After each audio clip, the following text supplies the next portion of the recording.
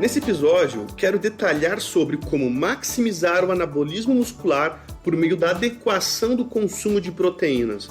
E isso leva a muitas perguntas. Qual é a quantidade adequada de proteínas que se deve consumir? Será que existe uma quantidade ideal? Será que o momento de consumo faz diferença? E quando o assunto é o anabolismo muscular, de nada adianta consumir proteínas visando o ganho de massa muscular se não tiver o estímulo gerado pelo treinamento com pesos. Mas após gerar o estímulo adequado através do treinamento, o consumo de proteínas é fundamental para sinalizar a síntese proteica. Tanto que nesse episódio eu irei abordar sobre a diferença de síntese de proteínas e hipertrofia e a relação do consumo de proteínas.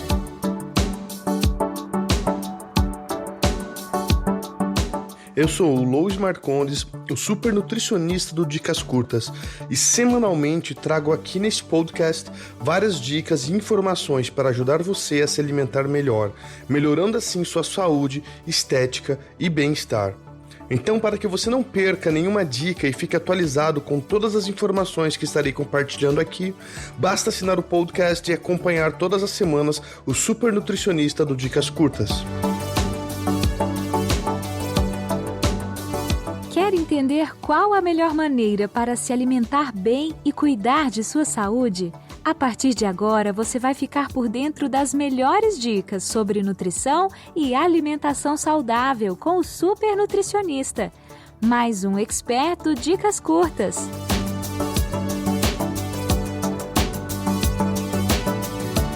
Quando o assunto é hipertrofia muscular, muita gente se pergunta: qual é a quantidade adequada de proteínas que se deve consumir? Será que existe uma quantidade ideal? Será que o momento de consumo faz diferença? No entanto, antes de pensar no consumo das proteínas, é importante salientar que para o aumento da massa muscular ocorrer, é necessário que haja primeiramente o estímulo induzido pelo treinamento resistido com pesos. E o estímulo mecânico induzido pelo exercício, por meio de um processo chamado de mecanotransdução, esse estímulo mecânico é traduzido em um estímulo bioquímico. E esse estímulo bioquímico resulta no estímulo da síntese proteica muscular. E o consumo proteico no pós-treino, assim, faz sentido, pois é essencial para otimizar a síntese proteica. Sim, de nada adianta consumir proteínas visando o ganho de massa muscular se não tiver o estímulo gerado pelo treinamento com pesos. Porém, se o consumo de proteínas no pós-treino é fundamental, então qual é a dosagem ideal? Em 2019, foi publicado um artigo de revisão pelo Journal Frontiers in Nutrition e o objetivo era determinar a dosagem proteica ótima no pós-treino, sendo esse suficiente para maximizar a síntese proteica, além de reduzir a oxidação de aminoácidos. Mas antes de eu continuar, é importante explicar que síntese proteica não é sinônimo de hipertrofia muscular. O treinamento com pesos ele irá gerar uma sinalização para formar novas proteínas. Porém, se não houver consumo calórico e proteico adequado, não haverá hipertrofia. Um exemplo é fazermos uma analogia com uma construção. De nada adianta você colocar vários pedreiros para trabalhar se não fornecer cimento e tijolos.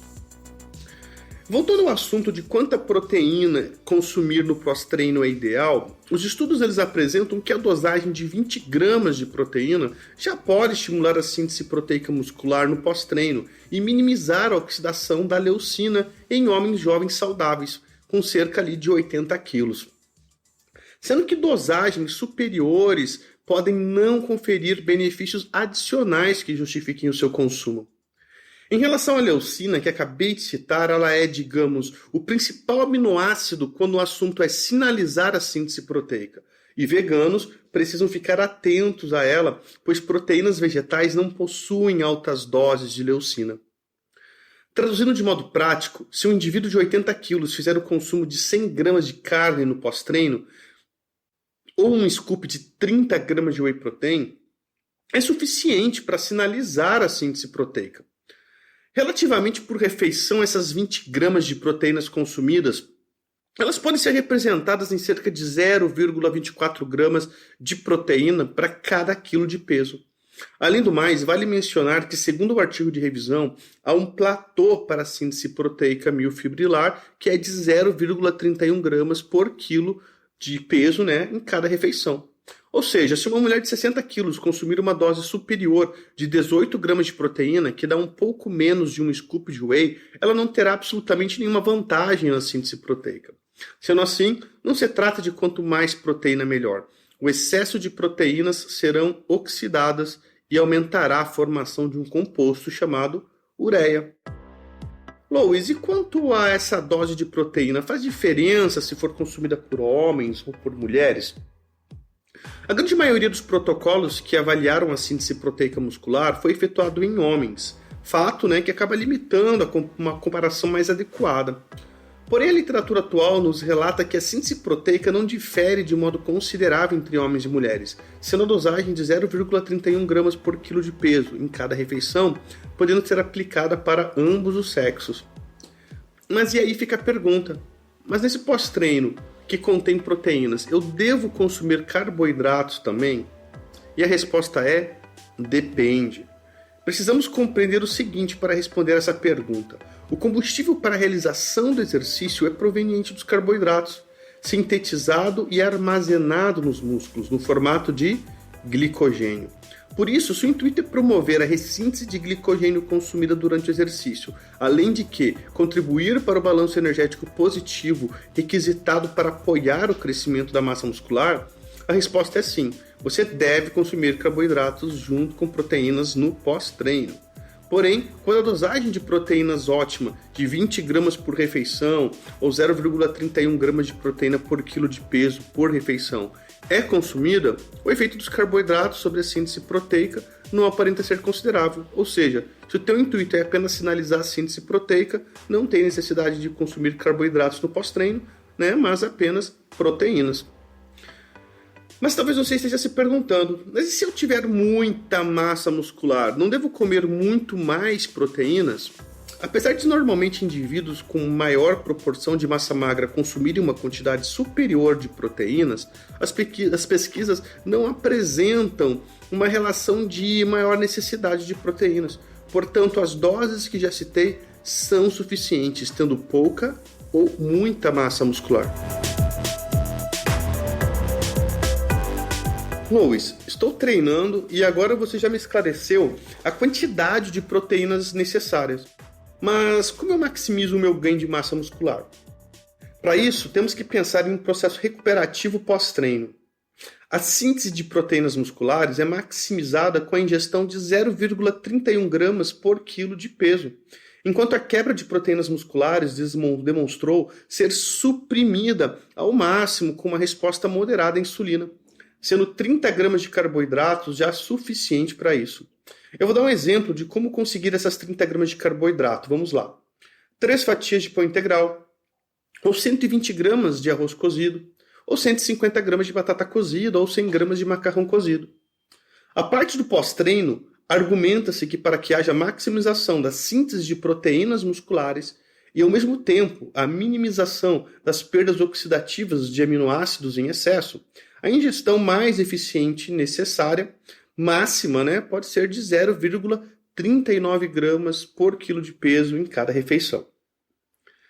Em relação à sinalização da síntese proteica, um único treino pode aumentar a síntese proteica muscular por até 24 a 48 horas, influenciada pelo histórico de treinamento do atleta e pelo estímulo específico do exercício. Fora da resposta, após uma única refeição, foi demonstrado que o padrão e a distribuição da ingestão de proteínas na dieta influenciam a síntese de proteínas musculares durante 14 a 24 horas, tanto em repouso quanto após o exercício resistido. Mas, detalhadamente, ao longo do dia, a literatura apresenta que o consumo de 1,24 a 1,55 gramas de proteína por quilo de alto valor biológico já é suficiente. Porém, quando há o consumo mais evidenciado de proteínas de baixo valor biológico, como no caso dos veganos, a distribuição de 1,48 a 1,85 gramas por quilo de peso dia pode ser necessária. Para finalizar, essa revisão de 2019 apresenta o argumento de que as recomendações de proteínas devem ser efetuadas com base no peso corporal de um indivíduo. Então, não é a mesma quantidade de proteína para todo mundo. Dessa maneira, a gente consegue uma maior otimização da síntese de proteínas musculares e uma minimização da oxidação de aminoácidos durante a recuperação da musculação.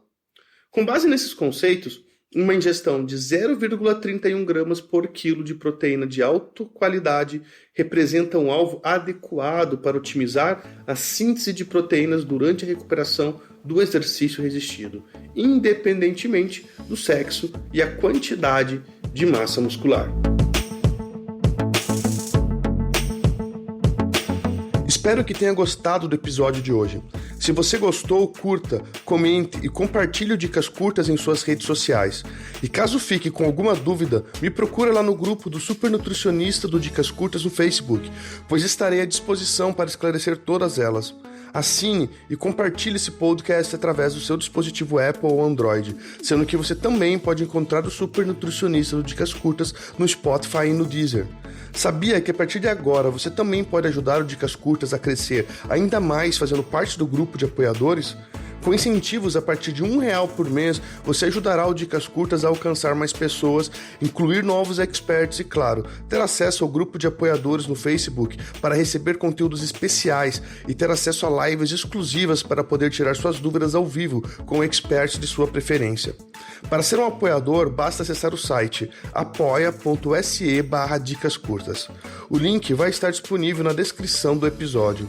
Ficamos por aqui e até a próxima semana com mais uma dica do Super Nutricionista do Dicas Curtas. Até a próxima semana.